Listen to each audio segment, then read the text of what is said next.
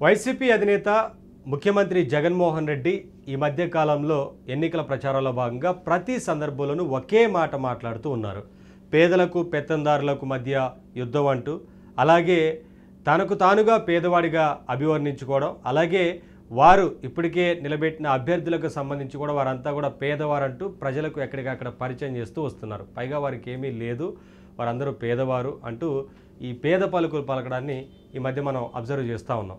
ఒకసారి ఇప్పటివరకు చాలా వరకు అభ్యర్థుల్ని పరిచయం చేసే సందర్భంలో వారంతా పేదవారిగా ప్రకటిస్తూ ఈ అభ్యర్థులకు ఓటేసి గెలిపించండి అని చెప్తూ ఉన్నారు. అయితే అసలు గతంలో వారు పోటీ చేసినప్పుడు ఎన్నికల అఫిడవిట్లో సమర్పించిన ఆస్తుల వివరాలు ఉంటాయి కదా పక్కాగా, కానీ అయినా కూడా పేదవారిగా ఎందుకు ప్రకటిస్తున్నారు?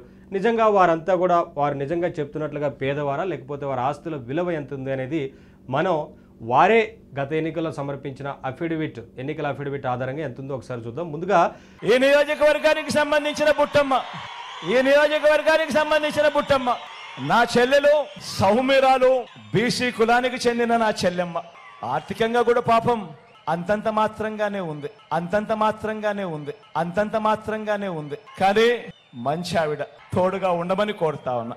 బుట్టా రేణుక వారు గతంలో పోటీ చేసినప్పుడు ఎన్నికల అఫిడవిట్లో ఏదైతే వివరాలు ఇచ్చారో ఆ వివరాల ఆధారంగా చూస్తే వారి అసెట్స్ మనం చూడొచ్చు. ఎంత?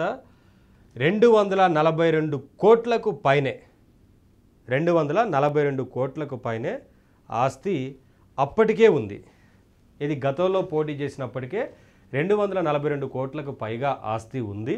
ఇంకా ఇప్పుడు ఎన్నికల అఫిడవిట్కి సంబంధించి అక్కడ వివరాలు ఇవ్వాల్సి ఉంది. వివరాలు కనుక సమర్పిస్తే అది రెట్టింపు అవుతుందా, ఇంకా ఎన్ని రెట్లు ఆస్తులు పెరుగుంటాయో అర్థం చేసుకోవచ్చు ప్రజలే. కానీ ఆ డబ్బుల విషయంలో మాత్రం అంతంత మాత్రంగానే ఉన్నారు, ఏమీ లేదు వారికని ఇక్కడ పేద పలుకులు ఏ రకంగా అయితే ఎప్పుడు పలుకుతూ ఉంటారని టీడీపీ కావచ్చు ఇతర ప్రతిపక్షాలు చెప్తూ ఉంటాయో చాలా స్పష్టంగా మనకి కనిపిస్తూ ఉంది ఇవాళ ఏంటి అనేది. ఒకసారి మంత్రాలయం బాలనాగిరెడ్డి, మంత్రాలయం అభ్యర్థిగా బాలనాగిరెడ్డి అన్న కూడా మీ అందరికీ పరిచయస్తుడే. మంచివాడు, సౌమ్యుడు, కానీ డబ్బుల విషయంలో మాత్రం అంతంత మాత్రమే. బాలనాగిరెడ్డి అఫిడవిట్ ఏందో చూస్తే తెలిసిపోతుంది గతానికి సంబంధించి ఎంత సమర్పించారు ఏంటి అనేది. 2019 ఎన్నికల్లోనే వీరు సమర్పించిన అఫిడవిట్లో ఎంత ఉంది? 2 కోట్లకు పైగానే టోటల్ అసెట్స్ ఉన్నాయి. ఆ తర్వాత 1 కోటికి పైగా అసెట్స్ అని చెప్పి 2014లో సమర్పించిన అఫిడవిట్లో ఉంది. దగ్గర 2009లో వారు ఇచ్చిన అఫిడవిట్లో, ఎన్నికల అఫిడవిట్లో 96 లక్షలకు పై మాట్లాడారు. 1 కోటి రూపాయల వరకు ఇక్కడ కూడా సమర్పించారు. ఇవన్నీ కూడా టోటల్ అసెట్స్. కానీ పేదవాడు అంతంత మాత్రమే డబ్బులు ఉన్నాయని అక్కడ ప్రజలకు పరిచయం చేశారు. నెక్స్ట్ ఆదోనికి వెళ్దాం. ఆదోని సాయి ప్రసాద్ రెడ్డిని ఎలా పరిచయం చేశారు చూద్దామండి. ఇక ఆదోని సాయన్న గురించి నేను చెప్పాల్సిన పనిలా, మీ అందరికీ పరిచయస్తుడు. కాకపోతే డబ్బుల విషయంలో మాత్రం అంతంత మాత్రమే.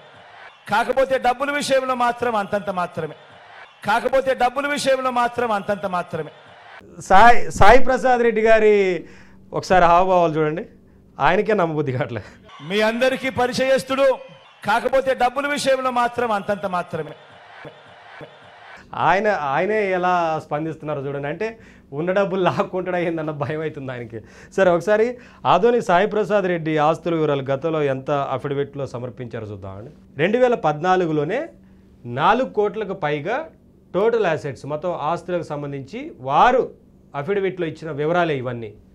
ఇక 2019 ఎన్నికల్లో పోటీ చేసినప్పుడు 9 కోట్లకు పైగా ఆస్తులు ఉన్నాయి.